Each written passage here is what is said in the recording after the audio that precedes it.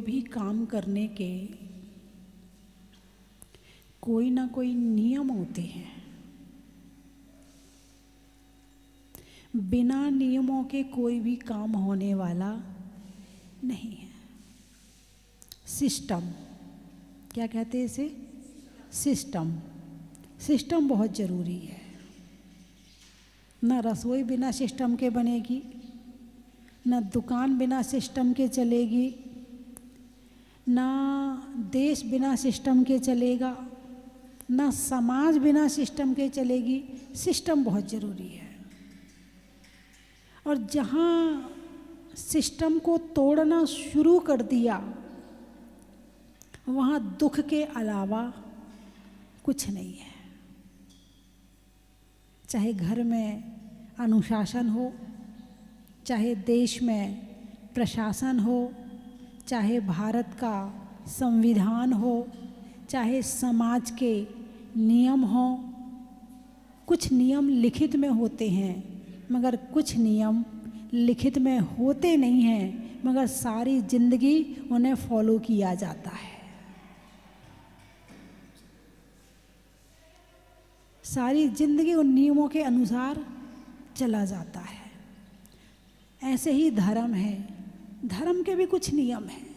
बिना नियम के आप अंदर भी नहीं पहुंच सकते। अंदर का मतलब आत्मा के अंदर संकल्प शक्ति जरूरी है। इसी तरह आचार्यों ने श्रावक को आहार देने के लिए भी कुछ नियम बनाए हैं। यदि आप इन नियमों का पालन करेंगे, यदि इन गुणों को प्राप्त करेंगे, तो आप उत्कृष्ट फल को प्राप्त कर लेंगे। दाता के 7 गुण। कितने गुण? 7। श्रद्धा, भक्ति, विज्ञान, अलुब्धता, विवेक, क्षमा, शक्ति। यदि इन 7 गुणों का पालन किया तो पूर्ण फल प्राप्त होगा। श्रद्धा और भक्ति पर 2 दिन से चर्चा हो रही थी कि जब भक्ति आती है तो 5 साल का बच्चा भी कहता मैं भी आहार दूंगा, मैं भी आहार दूंगा। अभी 8 साल का हुआ नहीं है, लेकिन भाव हो गए उसके अंदर भी भक्ति जागृत हो गई है। भक्ति तो आ गई, मगर उसके अंदर विज्ञान नहीं आया, उसके अंदर विवेक नहीं आया। और भक्ति के साथ विवेक और विज्ञान बहुत ज़रूरी है। यदि भक्ति है मगर विवेक नहीं है तो मामला गड़बड़ हो जाएगा, है ना। चौका तो लगा लिया। अब भक्ति इतनी है कि क्या खिला दूं, है ना। एक बार मेरा पहला चतुर्मास था, वहाँ थोड़ा स्वास्थ्य खराब हुआ तो महिलाओं ने, चौका तो लगते ही थे, तो चौके में साबूदाने की खीर बनाई। माता जी को बहुत अच्छी रहेगी, माता जी की तबीयत ठीक नहीं है, माता जी को साबूदाने की खीर खिलाना चाहिए। अब गलती उनकी नहीं है, कभी पहले आहार दिया नहीं, ज्ञान किया नहीं, किसी से पूछा नहीं, तो उन्हें तो माता जी को क्या ठीक रहेगा, जो वो खाते हैं उन्हें वही लगेगा, माता जी को भी वही खिलाना चाहिए। साबूदाना की खीर बना दी। फिर बाद में बताया भाई साबूदाना बहुत अशुद्ध होता है, साधु संत साबूदाना नहीं खाते हैं। फिर उसके बाद वहाँ क्लास वगैरह लगाई कि भाई आहार में क्या लेते हैं और क्या नहीं लेते हैं। एक बार की बात है कि हमारा बिहार चल रहा था, तो एक पेट्रोल पंप पर हम रुके, रात्रि विश्राम किया। वो लोग अग्रवाल थे, बड़ी भक्ति उमड़ी उनके मन में, अरे हमारे पेट्रोल पंप पे हमारे यहाँ माता जी आई हैं, अब सुबह तो बिना नाश्ता के उन्हें जाने नहीं देंगे। उनकी पत्नी ने सुबह जल्दी उठ के आलू की सब्जी और पूड़ी बनाई। क्या बनाई? आलू की सब्जी और पूड़ी। अब इसमें उनकी गलती नहीं, भक्ति है मगर विज्ञान नहीं है। क्या? भक्ति है मगर विज्ञान नहीं है। भक्ति के साथ ज्ञान होना जरूरी है, इसीलिए दाता के 7 गुण में विज्ञान गुण रख दिया, विवेक गुण रख दिया। अब सुबह सुबह पूरा परिवार आया। अब थोड़ी देर 5 मिनट मैंने उनसे चर्चा करी, बिहार का टाइम हो गया। मैंने कहा चलो अब बिहार कर लेते हैं। तो मैं उठ के खड़े होने लगी, तो अब वो आके हाथ जोड़ के बोले, माता जी पहले आप नाश्ता कर लो फिर निकलना। क्या नाश्ता? कैसा नाश्ता? कौन सा नाश्ता? और हम और नाश्ता दोनों अलग चीज़ हैं, दोनों एक चीज़ नहीं है। हम एक ही बार आहार लेते हैं, हम 2 बार 5 बार बार बार आहार पानी नहीं लेते हैं। तो फिर उन्हें समझाया कि जो माता जी हैं वो 24 घंटे में एक बार ही लेती हैं, और वो भी चौके में बना हुआ शुद्ध भोजन लेती। तब उनकी समझ में आया। तो साथ में जो चल रहे थे उनके मज़े आ गए। उनके तो ना आलू का त्याग था, ना पूड़ी का त्याग था, ना नाश्ते का त्याग था, उनके मज़े आ गए। भक्ति तो है मगर ज्ञान भी चाहिए। एक बार बिहार कर रहे थे, रास्ते में तो एक ढाबा वाले ने, ढाबा जानते हो ना, जो होटल जैसे होता जो, तो ऐसे ही हरियाणा में ढाबा बहुत चलते हैं। तो वहीं बिहार चल रहा था, तो ढाबा वाले ने देखा कि कोई साधु संत जा रहे हैं। तो एक छोटा सा लड़का जो उनके यहाँ नौकर होगा, काम करता होगा, उसके हाथ में 4 पानी की बोतल पकड़ाई। बोले जा, वो जा रही ना साध्वी जी, उनको दे के आ। अब मैं तो बिहार कर रही, चल रही थी, चलते चलते अब वो मेरे सामने आए और बोतल दिखाए मुझे। मैंने कहा हूँ मालिक ने भेजी है, मालिक ने भेजी, बोतल आपके लिए मालिक ने भेजी है। अब मैंने कहा भाई देख, हम लोग तो पीते नहीं है ना, बाकी जो पीछे चल रहे हैं उनकी तो पूछ ले। भक्ति तो है मगर ज्ञान नहीं है, इसीलिए दाता के 7 गुण में भक्ति के साथ विज्ञान गुण रखा है। अभी ख़त्म नहीं हुआ, अभी ख़त्म नहीं हुआ, अभी और लंबी कहानी है। एक बार की बात, हम लोग कंपिल जी से बिहार कर रहे थे, गांव से होते हुए निकल रहे थे। तो गांव में एक जो बेर वगैरह लेके अम्मा वगैरह बैठी होती है ना, वो बूढ़ी बूढ़ी अम्मा लेके बैठ जाती हैं बेर बेचने के लिए। अब वो हाथ में बेर ले लो ले लो। भक्ति, उनको ज्ञान नहीं है, लेकिन भक्ति के द्वारा उनने पुण्य का बंद कर लिया। वो जानते नहीं, वो जैन नहीं है, वो जानते नहीं है कि आहार क्या होता है, एक टाइम भोजन क्या होता है, हाथ में आहार लेना क्या होता है, वो नहीं जानते हैं। लेकिन उन्हें इतना ज्ञान है ये कोई अच्छे हैं, तो मेरे से कुछ लग जाए इनके लिए, मेरा द्रव्य भी इनको आहार में, इनके भोजन में लग जाए। एक बार बिहार कर रहे थे दिल्ली में, तो अब वहाँ दिल्ली तो बहुत बड़ी है, दिल्ली तो बहुत बड़ी है, 10 किलोमीटर जाना था, शहर से शहर के अंदर ही जाना था। तो गर्मी के दिन थे, तो हम थोड़ा सा वहाँ एक गार्डन मिला, तो थोड़ा सा वहाँ बैठ गए। तो उस गार्डन के पीछे जिनका मकान था, उनके यहाँ उसी समय शादी हुई थी, तो मिठाइयाँ वगैरह रखी थी उनके यहाँ पर। तो पंखे ले आए, मिठाई ले आए और पानी ले आए, बोले लीजिए। मतलब आप भक्ति देखो, आप जैन हो, आपके अंदर आहार कराने की कितनी भक्ति है, और वो अजैन हैं और उनके अंदर खिलाने की कितनी भक्ति है। आप विचार इस बात का करो कि आपके अंदर भावना है नहीं, जैन होते हुए आपके अंदर आहार देने की भावना है या नहीं है। आप जानते हो मगर देते नहीं हो, वो नहीं जानते हैं फिर भी देने की भावना रखते हैं। तो इसका मतलब ये है कि फिलहाल में आपसे ज़्यादा श्रेष्ठ वो हैं, भावना के हिसाब से, श्रद्धा के हिसाब से, भक्ति के हिसाब से आपसे ज़्यादा श्रेष्ठ वो हैं कि देखते ही उनके अंदर भावना बन गई कि मैं कुछ इन्हें दे दूं। सबरी क्या जानते हो? सबरी को जानते हो? हैं? नाम सुना है ना? क्या किसी ने कहा था कि राम तुम्हारी कुटिया में आएंगे, और कब कहा था? जब वो जवान थी।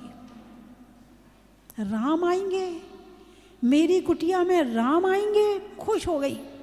आज के बाद मैं इस कुटिया से बाहर कहीं नहीं जाऊंगी, मैं यहीं रहूंगी, पता नहीं राम कब आ जाए।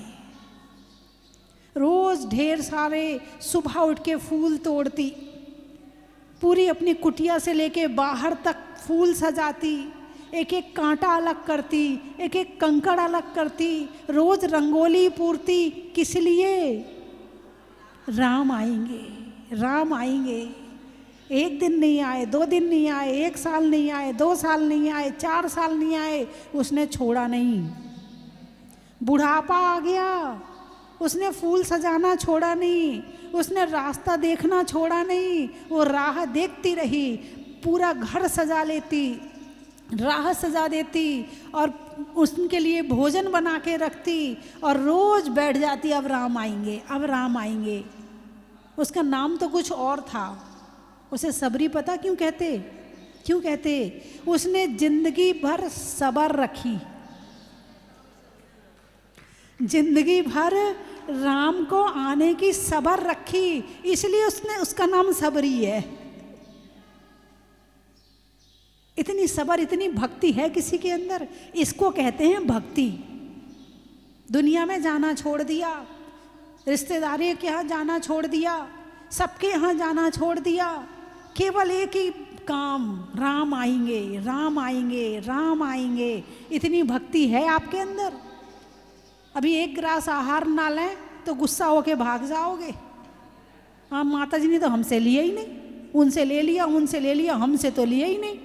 इतनी सब्र है तुम्हारे अंदर कि पीछे खड़े हो जाओ हाथ जोड़कर, कभी ना कभी तो नंबर आएगा, कभी ना कभी तो मेरे हाथ से लेंगे, कभी तो मेरे हाथ पवित्र होंगे। पहली बात तो चौके तक नहीं पहुंच पाते हो, और चौके में पहुंच जाओ तो सब्र नहीं होती है। उसने सारी जिंदगी सब्र रखी, और सब्र रख के पूरी जिंदगी भक्ति करती रही, पूरी जिंदगी इंतजार करती रही। सब्र रखने के कारण से उसका नाम सबरी पड़ गया। राम आए, कब आए? कई वर्षों बाद आए। जवानी से बुढ़ापा आ गया तब आए हैं। जवानी से बुढ़ापा आ गया। यहाँ तो एक दिन प्रवचन ना हो, मान लो गांव में कोई महाराज जी आए हैं और एक दिन प्रवचन ना हो, तो वहीं से फ़ोन करके पूछ लेते प्रवचन हो रहे क्या? यदि नहीं हो रहे हो तो फिर हम नहीं आएंगे। भक्ति 66 दिन तक रोज भगवान महावीर के समोशरण में जाते थे, आते थे, जाते थे, आते थे। भगवान कभी तो बोलेंगे। सब्र है कहाँ? सामने वाले ने बोला नहीं कि उसके पहले तुम्हारे जवाब तैयार रहते हैं। सामने वाला दिख गया कि तुम्हारी बातें तैयार हो जाती हैं। सामने वाला, तुम्हारे अंदर इतनी सब्र नहीं है कि भोजन कर ले उसके बाद बात कर लेंगे। तुम्हारे अंदर इतनी सब्र नहीं है कि तुम उसके भोजन का इंतजार करके बाद में कर लो। वो भोजन करने बैठेगा और तुम्हारी कथा शुरू हो जाएगी। बेचारा कहेगा कहाँ से खाना खाने आ गया मैं, कहाँ से मैं भोजन करने आ गया, इनकी 10 सुनो पहले खाना खाते खाते। इतनी सब्र नहीं है। यदि भक्ति करनी है तो सब्र चाहिए। एक माला फेरी, बस हमारा काम हो जाए। एक बार चालीसा पढ़ा, भगवान हमारा काम हो जाए। एक पूजा करी, भगवान हमारा काम हो जाए। सब पूजा, सबके काम हो जाते, हमारा तो काम होता ही नहीं है। हम इतनी भक्ति करते हैं, सब्र ही नहीं है बिल्कुल। एक बार हमारे गुरु आचार्य विद्याभूषण सन्मति सागर जी महाराज ने मुझे एक डायरी दी और उसमें एक आशीर्वाद लिखा। वो आशीर्वाद क्या था कहो तो सुना दूं? अरे बोलिए ना। नहीं, ज़्यादा बड़ा नहीं, 1 लाइन का है। उन्होंने लिखा, धर्म और धैर्य को साथ रखना।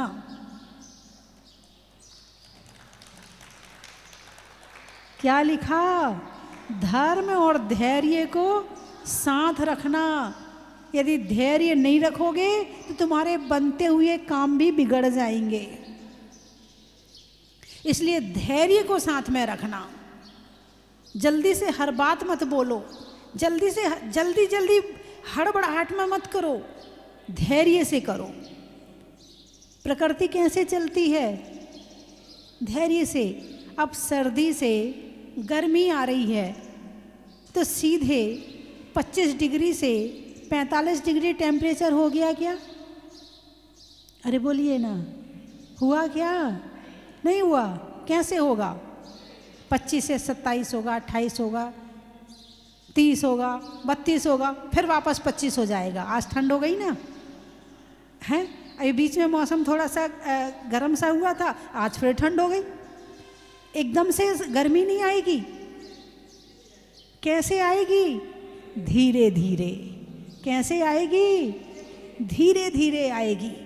फिर उसके बाद में फिर अब थोड़ी गर्मी आई, फिर थोड़ी वापस ठंड आ जाएगी, फिर थोड़ी गर्मी आई, फिर वापस ठंड आ जाएगी, फिर धीरे 30 होगा, 35 होगा, 38 होगा, फिर बना रहेगा 38-39 में, झूलता रहेगा, फिर 40 हो जाएगा, फिर धीरे धीरे धीरे करके। ऐसी सर्दी से गर्मी आती है ना, एकदम से तो नहीं आती। अनाज खेत में डालते हैं, किसान डालता है ना, तो पेड़ एक दिन में उग जाता है क्या? अरे बोलिए ना, कैसे उगता है? धीरे धीरे, है ना। और इंतज़ार ना करो एक दिन में उग जाए। एक बंदर ने देखा कि एक व्यक्ति ने जो आम की गुठली है वो ज़मीन में गाड़ दी। अब बंदर तो बंदर है, समझ तो गया वो कि इससे पेड़ निकलेगा, तो उसने दूसरी गुठली ली और वो ज़मीन में गाड़ दी। थोड़ी देर बाद गया, फिर खोल के देखता पेड़ उगा कि नहीं, फिर खोल के देखता पेड़ उगा कि नहीं उगा। है? बंदर के अंदर धैर्य नहीं है, और यदि मनुष्य के अंदर भी धैर्य नहीं है तो नहीं, मैंने नहीं कहा है ना। हाँ, तो भक्ति के साथ धैर्य भी जरूरी है। क्या जरूरी है? भक्ति के साथ धैर्य भी जरूरी है। धैर्य, ज्ञान, विवेक, विज्ञान, ये सब जरूरी हैं। यदि ये नहीं है तो आहार का फल मिलने वाला नहीं है। क्यों? यदि आहार नहीं लिया तो क्या आ जाएगा? गुस्सा। क्या आ जाएगा? बोलिए ना, गुस्सा। अब गुस्सा आ जाएगा तो दाता के एक गुण में क्षमा भी रख दिया। क्या? दाता के एक गुण में क्षमा भी रख दिया कि भाई क्षमा करना आता हो तो चौका लगाना, वरना चौका मत लगाना। क्योंकि साधु का गुण तो क्षमा है ही। तुम गलती करते हो, साधु क्षमा करता है। लेकिन यदि तुमसे आहार नहीं लिया, कुछ गड़बड़ हुई और साधु ने नहीं लिया, तो तुम्हें गुस्सा नहीं करना है। तुम्हारे यहाँ साधु नहीं आए तो तुम्हें गुस्सा नहीं करना है। क्या करना है? क्षमा। इसलिए दाता के 7 गुणों में एक क्षमा नाम का गुण भी दे दिया। अब कई बार नहीं समझ पाते हैं। एक बार की तो सच्ची घटना बताऊं, बहुत दिन पहले की है। मैं चौके में नहीं थी, मैं बाहर खड़ी थी। मैं 16 नहीं पहनी थी तो मैं चौके में नहीं थी, मैं बाहर थी। एक मुनिराज चौके में आए तो अब पाद प्रक्षालन होता है, उच्चासन के बाद पाद प्रक्षालन। तो एक महिला थाली लेके आके रखी, महाराज ने पैर रखे। दूसरी महिला आई, एक पुरुष आया, तो एक महिला का सिर उघड़ा हुआ था। तो जो दूसरी महिला थी वो गिलास में पानी लेकर आई थी कि पाद प्रक्षालन करना है। अब महाराज का तो मौन रहता है, महाराज बोल के तो बताएंगे नहीं।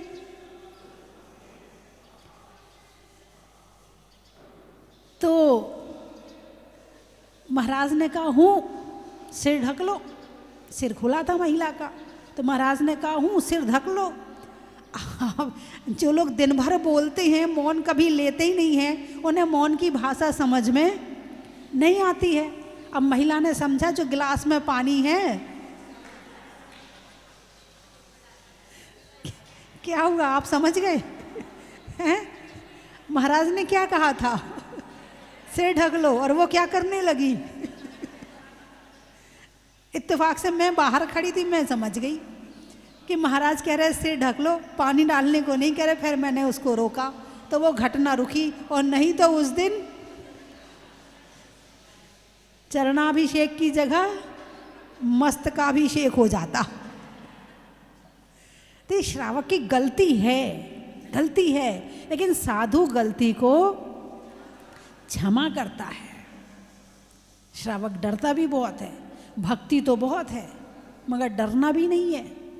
यदि डरोगे तो भी गलतियां हो जाएंगी। विवेक रखना अलग बात है और डरना अलग बात है। डरने से गलतियां हो जाती हैं, घटना घट जाती है। हाँ, कई बार इतना डरते हैं कि हार्ट अटैक हो जाता है। हाँ, एक गांव में एक ही परिवार था, वहाँ एक संघ पहुँचा, 3-4 मुनिराज थे। इस दिन उनकी जो बहू है, बेटा है और जो सब लोग हैं वो कहीं शादी में गए थे, घर में वो अकेला था। अब उसे इतनी घबराहट हुई कि शाम को संघ आ गया, सुबह ठंड ज़्यादा थी तो आहार वहीं होना था, तो उसे इतनी घबराहट हुई कि उसको हार्ट अटैक आ गया। उसको ले जाके दूसरे शहर में, जो पास में ही शहर था, उसमें भर्ती किया। उसकी बहन उसको देखने आई तो उसे हार्ट अटैक आ गया और दोनों की आजू बाजू डेथ हो गई और आहार भी नहीं हो पाया। तो डरना नहीं है, महाराज कोई शेर नहीं है कि गलती हो जाएगी तो आपको शाप दे देंगे, भस्म हो जाओ, ये हो जाए, कोई शाप नहीं देंगे। डरो मत, दिमाग को शांत रख के धैर्य के साथ में व्यवस्था बनाओ। महाराज हम अज्ञानी हैं, हमें बता दो क्या करना है, हमें घबराहट हो रही, महाराज आप बता दो हमें क्या करना है, हम शांत हो जाएंगे। यदि महाराज के पास जाके आप खुद भी बात कर लोगे तो भी महाराज आपको डांटने वाले नहीं हैं। उनके संग में जो लोग रहते हैं उनसे पूछ लो तो भी आपको कोई दिक्कत होने वाली नहीं है। घबराओ मत। इसलिए आपने देखा होगा साधु को क्षमा गुण कहा है। तुम गलती कर भी रहे हो तो भी कोई बात नहीं है, कोई बात नहीं है, गुस्सा नहीं करते, आपने ध्यान दिया होगा, है ना। अब बोलने में कोई कह देता है मन शुद्धि, तन शुद्धि, धन शुद्धि। हाँ, आते हैं मेरे पास कहने वाले ऐसे ऐसे, तन शुद्धि, मन शुद्धि, धन शुद्धि। अब बेचारों को पहली बार तो वो आहार दे रहा है और तुमने उस पर गुस्सा कर दिया, वो दोबारा चौके में कभी आएगा ही नहीं। नहीं भाई कोई बात नहीं, फिर से बोल, कोई बात नहीं, फिर से बोल। वो फिर से बोल देगा, आजू बाजू वाले सिखा देंगे गुस्सा नहीं करना, है ना। तो कई बार ऐसी गलतियाँ हो जाती हैं, श्रावक है हो जाती हैं। रोज़ रोज़ तो आहार देते नहीं हो, कभी कभार देते हो, भूल जाते हो, पड़गाहन करना भूल जाते हो, क्या बोलना है। या तुम्हारे गांव में माता जी का चतुर्मास हुआ है, उसके बाद महाराज जी आ जाए तो हे माता जी बंदामी बंदामी, सामने तो खड़े हैं महाराज और क्या बोल रहे हो, तो महाराज भी मुस्कुरा देते हैं, भैया तू गलती कर रहा है, तू महाराज को, मैं महाराज हूँ माता जी नहीं हूँ। फिर उसे याद आती, अरे ये तो महाराज जी हैं, नमोस्तु नमोस्तु बोलना है ना। वहाँ नाराज नहीं होते हैं। अरे बोलिए ना, नाराज होते हैं क्या? नहीं होते हैं। जब महाराज नाराज नहीं होते हैं तो डर किस बात का। लेकिन जब पड़गाहन करने खड़े होते तो हाथ पांव ऐसे ऐसे कांपते हैं, नमोस्तु नमोस्तु नमोस्तु। कई बार तो आवाज़ ही नहीं निकलती है लोगों की, है। कई बार महाराज वहाँ दूर खड़े हैं, अत्र अत्र तिष्ठ तिष्ठ, अब महाराज वहीं तिष्ठ जाएं क्या? करते हैं, ऐसा करते हैं, कोई बात नहीं। क्षमा क्षमा क्षमा, मुनिराज का गुण है क्षमा। और जब आहार देते हो तो तुम्हारा गुण है क्षमा। जब तक दोनों तरफ से क्षमा नहीं होगी तब तक काम होने वाला नहीं है। इसलिए विज्ञान और विवेक गुण कहा है श्रावक के लिए। क्या कहा है? विज्ञान। विज्ञान, विज्ञान का मतलब विशेष ज्ञान। जिसके पास विशेष ज्ञान है वो चौका लगाए और आहार दे, और वो आहार करवाएगा तो क्या होगा? सही आहार हो जाएगा। अब कोई कहेगा देखो जी हमें ज्ञान तो है नहीं है इसलिए हम चौका नहीं लगाते। सही है क्या? ज्ञान नहीं है तो हम चौका नहीं लगाते। सही है क्या? क्या होना चाहिए? नहीं है तो सीखो। जब सामने वाला गलती करता वो कहे भाई साहब गलती हो गई तो सीखो, फिर हमारे पास आ जाना, हम सिखा देंगे। कहते हो नहीं कहते हो? नहीं आता है तो सीखो। तुम जैनी हो, तुम स्कूल में पैदा हुए हो, तुम्हारा फर्ज है, तुम्हारा कर्तव्य है, तुम्हारा धर्म है कि तुम संतों को आहार दो। तुम्हारा धर्म है। क्या मंदिर आना धर्म है कि नहीं है? माला फेरना धर्म है कि नहीं है? रात्रि भोजन त्याग करना धर्म है कि नहीं है? इसी तरह साधु संतों को आहार देना भी धर्म है। जैसा धर्म वो है ऐसे ही धर्म ये है। इसके बिना धर्म पूरा नहीं होगा, ये ध्यान रखना। इसके बिना, आहार दिए बिना आप अपने आप को धर्मात्मा मान लो, गलत। आपका धर्म अभी पूरा नहीं हुआ है।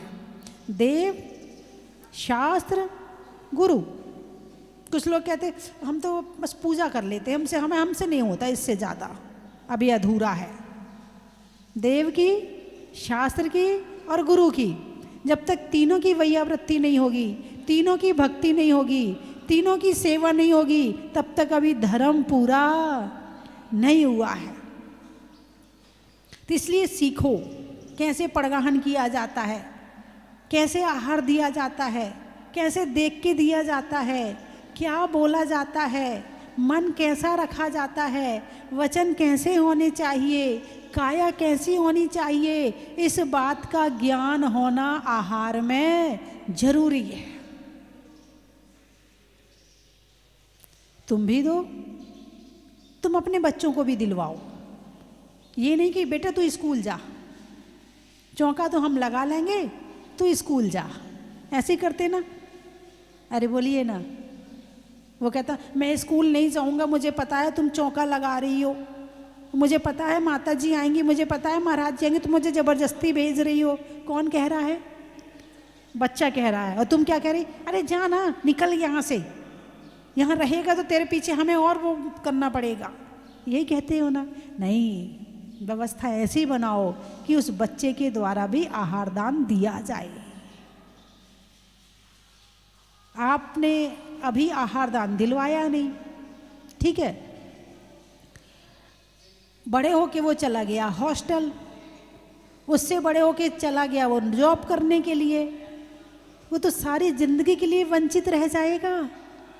और इसका पाप किसको लगेगा? अरे बोलिए ना, किसको पाप लगेगा? यदि आपने बचपन में संस्कार डाल दिए आहार दान के, फिर वो हॉस्टल भी चला जाए कोई बात नहीं है, जॉब में जाएगा, यदि उस शहर में साधु आएंगे वो आहार जरूर देगा। क्यों? क्योंकि आपके बचपन के संस्कार फिर वापस आ जाएंगे। इसलिए बच्चों के द्वारा आहार जरूर दिलवाना चाहिए। और जब कोई बच्चा आहार देने बैठता है, उसने एक ग्रास दिया, महिलाएं आती, हट उठ उठ, हो गया, बस बस बस हो गया, तू बाहर जा, कपड़े बदल ले जा। उसको आहार नहीं देने देती हैं, ये विचार नहीं करती हैं कि अब हमारा समय तो चला गया, चल बेटा तू 2 ग्रास और दे, मैं तेरे साथ बैठी हूँ, मैं दिलवाऊंगी तुझे, तू और दे। नहीं, उसको वहाँ से उठा के भगा देंगी, मैं ही दे लूँ सारा। महिलाओं को इतना लालच होता है, आहार देना चाहिए, लेकिन आगे की पीढ़ी को कैसे हमें चौका लगाने के लिए तैयार करना है, इस बात का ज्ञान महिलाओं में होना चाहिए। भक्ति है तुम्हारे अंदर, इसलिए तुम्हें लगता है कि मैं ही सारा दे लूं। भक्ति है तुम्हारे अंदर, अच्छी बात है, लेकिन विवेक को सामने रखो कि कि हमें आने वाली पीढ़ी को कैसे तैयार करना है। तुम्हारे घर में कोई लड़की है, तू बाहर के काम कर ले, झाड़ू पोंछा कर ले। क्या कहती हो? तू झाड़ू पोंछा कर ले, हम भोजन हम बना लेंगे। नहीं बेटा, तू या तुम सुबह जल्दी कर लो झाड़ू पोंछा, साथ में लड़की को अंदर बुलाओ। देख बेटे, ये ऐसे बनाया जाता है, ये ऐसी मर्यादा का है, इसमें ये नहीं डाला जाता है, इसमें ये डाला जाता है। लड़की को अपने साथ चौके में लाओ और उसे सिखाओ कि बेटा चौका कैसे लगाया जाता है। जब कभी मौका आए तो तुम्हारी लड़की अकेले चौका लगा सके, इतना ट्रेंड कर दो उसको। और ऐसी लड़की जब ससुराल जाएगी तो वहाँ भी चौका लगाएगी। जॉब करने भी जाएगी तो कहेगी देखो ना, संडे की छुट्टी है ना, चलो अपन चौका लगा लेते हैं। तो आपने लड़की को जन्म भी दिया और जन्म के साथ धर्म भी दिया। क्या? जन्म भी दिया, जन्म के साथ धर्म भी दिया, धन भी दिया और धर्म भी दिया। और यदि आपने अपनी लड़की को दहेज में करोड़ों रुपए दिए हैं और धर्म नहीं दिया है तो उसकी ज़िंदगी सुखी रहने वाली नहीं है, चाहे कितने बड़े आदमी क्यों ना हो। घर में तो चौका लगना ही चाहिए। बात समझ में आई कि नहीं आई? और भक्ति कैसे पैदा होती है? ऐसे ही पैदा होती है। धीरे धीरे धीरे संस्कार कैसे आते हैं? ऐसे ही आते हैं। बात समझ में आई कि नहीं आई? तो विज्ञान गुण मेरी माँ ने मुझे सिखाया, मेरी सास ने मुझे सिखाया, अब मैं अपनी बहू को सिखाऊं, मैं अपनी लड़की को सिखाऊं, ये मेरा फर्ज है। जो चीज़ तुम्हारे अंदर आई है वो दूसरों के अंदर डाल करके ऊपर जाना, उसको दिए बिना मत जाना। जितना धर्म तुम करते हो उतने धर्म के संस्कार सामने वाले में डाल के जाना, तो वो पेड़ उगेगा। वरना यदि तुमने नहीं डाले तो वहीं खत्म हो जाएगा। और जो धर्म का, जो भगवान का नाम नहीं ले रहा है, वो बेटा तुम्हारा नाम कहाँ लेगा? अरे बोलिए ना, बेटा क्यों चाहिए घर में? पोता क्यों चाहिए? नाम के लिए, वंश बढ़ाने के लिए। जब तुम्हारा नाम ही नहीं ले रहा है वो पोता, तो फिर वो क्या नाम बढ़ाएगा? जो भगवान का नाम नहीं लेता वो तुम्हारा नाम क्या लेगा? तुमने अपने पोते को, अपने बच्चों को तुमने 24 तीर्थंकर के नाम नहीं सिखाए, तुमने नमोकार मंत्र की माला करना नहीं सिखाया, तुमने उसे पूजा करना नहीं सिखाया। जब तुमने भगवान से नहीं जोड़ा है वो तुमसे भी नहीं जुड़ेगा। इसलिए अपने बच्चों में धर्म के ऐसे संस्कार डालना कि फिर कहीं चला जाए। जैसे पेड़ होता है, पेड़ की जड़ पहले नीचे जाती है। कहाँ जाती है? नीचे जाती है, फिर ऊपर जाती है। और जितनी वो नीचे चली जाए उतनी ऊपर चली जाती है, और जितनी नीचे जाएगी उतनी मजबूत रहेगी। ऐसे ही धर्म के संस्कार तुम्हारे बच्चों के अंदर जितने ज़्यादा रहेंगे वो उतने मजबूत रहेंगे, उतने धैर्यवान रहेंगे और उतने शक्तिशाली रहेंगे, उतने सही निर्णय लेने की क्षमता वाले रहेंगे और उतने आगे बढ़ने वाले रहेंगे।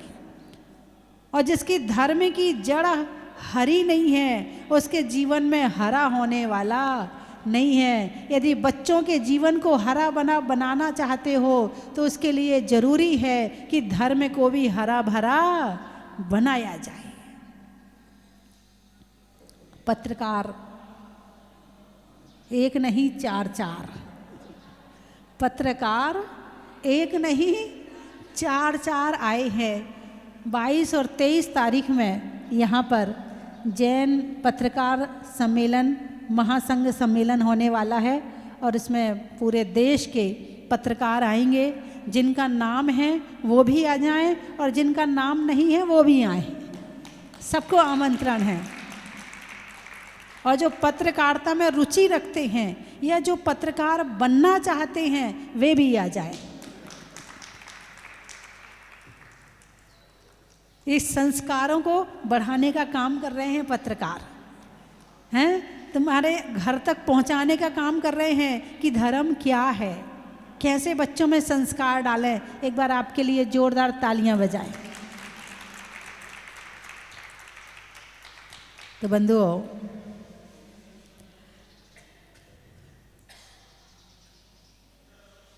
आहार। क्या? आहार, दान। आहार को क्या कहा है? दान कहा है। क्या कहा है? दान कहा। कभी किसी रिश्तेदार को भोजन कराने के बाद कहा कि हमने 4 लोगों को आहार दान दे दिया? नहीं कहा। अच्छा, घर में शादी हुई तो 2-4 हज़ार लोगों को खाना खिलाया तो कहा कि हमने 2,000 लोगों को आहार दान दिया? नहीं दिया, नहीं कहा। और एक साधु को भी यदि आहार दिया तो आज आहार दान दिया, दान शब्द प्रयोग किया है। दान कहते ना, कुछ दान पुण्य कर लो। क्या कर लो? दान पुण्य कर लो। तो आहार क्या है?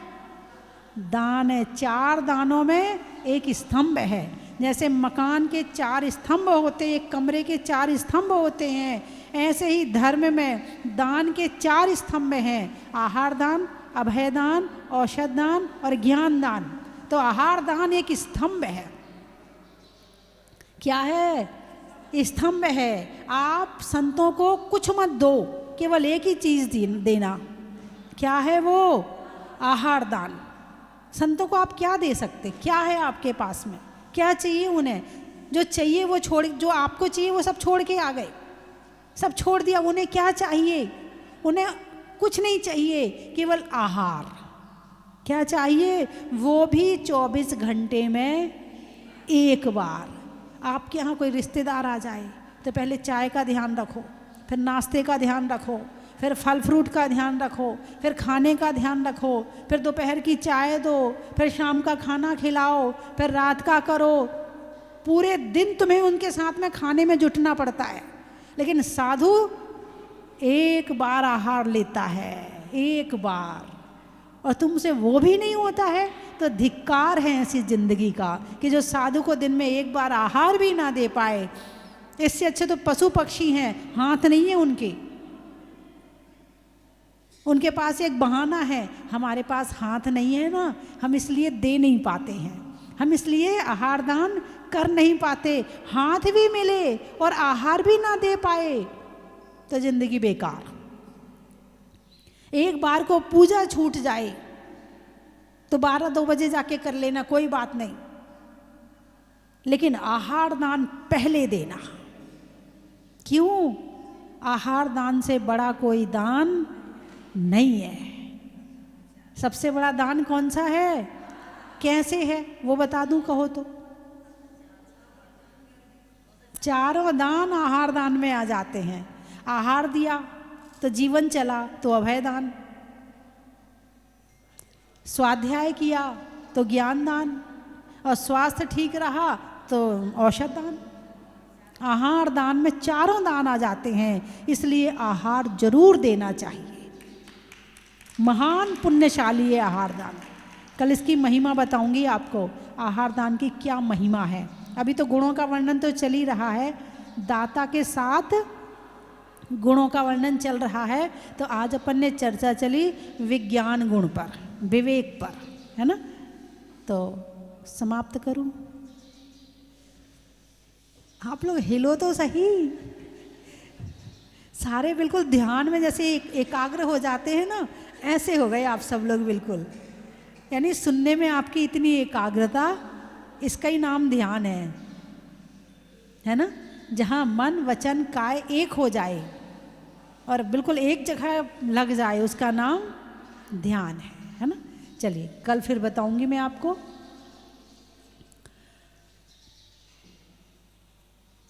देने में, रहने में मकान का, व्यापारियों में दुकान का, और देने में आहार दान का बड़ा ही महत्व है। बच्चों के लिए पलने का, फूल के खिलने का, और मनुष्य पर्याय में आहार दान देने के लिए हाथों के मिलने का बड़ा ही महत्व है। हिंदी में मात्रा का, स्कूल में छात्रा का, आज आपकी जहाजपुर की यात्रा का बड़ा ही महत्व है। कहाँ कहाँ से आए हो? शिखर, मंदिर में शिखर का, बातों में जिक्र का, और आने वालों में सीकर का बड़ा ही महत्व है। जोर से बोलो। मनावर। अच्छा, बारात में वर का, पक्षी में पर का और आने वालों में मनावर का। बड़ा ही महत्व है। धर्म, दिल्ली, दिल्ली गांव का नाम ही धर्मपुरी है। अच्छा, स्वर्ग में परी का, बैठने में दरी का और आने वालों में धर्मपुरी का। बड़ा ही महत्व है।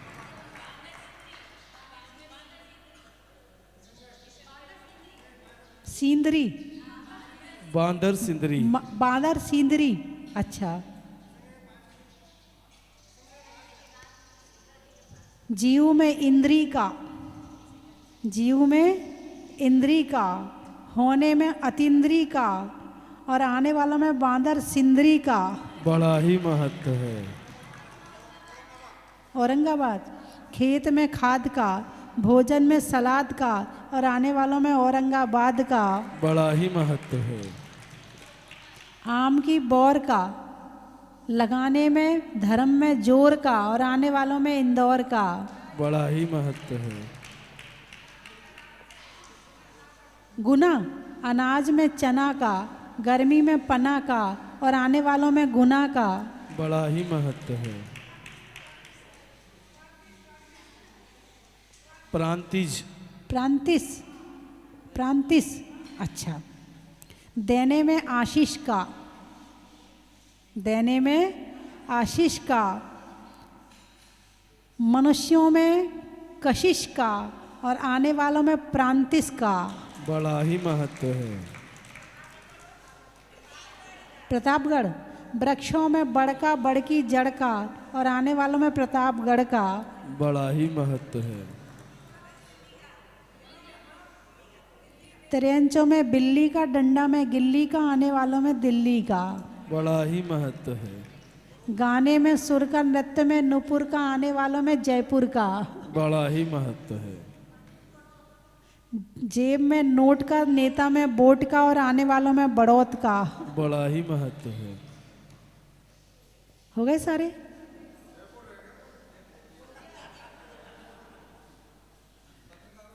अच्छा, घूमने में कार का, बच्चों को देने में संस्कार का और आने वालों में पत्रकार का। बड़ा ही महत्व बच्चों है। के लालन का, रसोई में बेलन का और 22-23 मार्च को होने वाले पत्रकार सम्मेलन का।